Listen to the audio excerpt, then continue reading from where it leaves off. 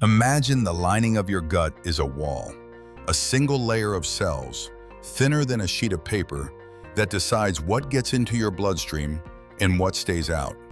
Now imagine that wall develops tiny cracks. Suddenly, things that were never supposed to escape, undigested food, bacteria, toxins, start leaking through. That's leaky gut. And your body doesn't stay quiet about it. It sends warning signs. You've just been reading them as everything except what they actually are. Let's fix that. Quick honesty first, because this channel doesn't do hype. Leaky gut is a popular term, but the real science behind it is called intestinal permeability, and that part is genuinely studied. The idea that the gut barrier can loosen and trigger inflammation throughout the body is real and active research. What's still debated is how far it reaches and how to treat it. So treat what follows as a pattern to notice. Signals worth taking seriously, not a self-diagnosis. Deal? Good. Here are the warning signs. Sign 1. Inflammation that shows up everywhere, but starts nowhere obvious. This is the signature of a leaky gut. When that barrier loosens, particles slip into the bloodstream that your immune system has never seen in there before. So it attacks. That immune response is inflammation, and it doesn't stay in your stomach, it travels. That's why people with intestinal permeability often feel inflamed all over. Achy joints, puffiness, a general, my whole body is irritated feeling, with no single injury to point to. The fire's in your gut, the smoke fills the whole house. Sign 2. Food sensitivities that seem to multiply out of nowhere. You used to eat anything. Now dairy bloats you, gluten wrecks you, and the list of foods that don't agree with me keeps growing every few months. Here's the mechanism. When undigested food particles leak through the barrier, your immune system flags them as intruders and starts reacting to them. So foods you handled fine your whole life suddenly trigger a response. It's not that the food changed, it's that the wall did. A growing list of trigger foods is one of the loudest signals there is. Sign 3.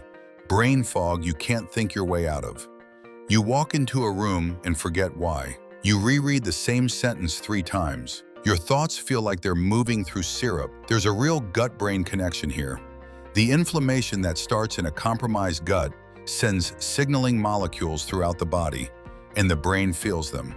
The result is that foggy, slow, I'm not fully online feeling that coffee doesn't touch. When your gut is inflamed, your head pays the tax. That's sign 3.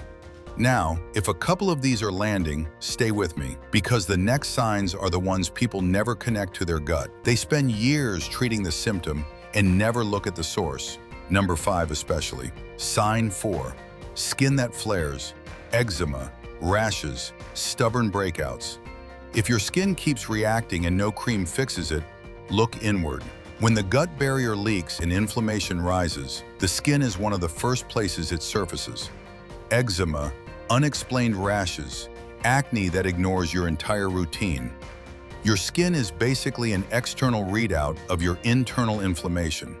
When the gut leaks, the face leaks the news. Sign 4. Sign 5. Your mood and energy crashed and stayed down.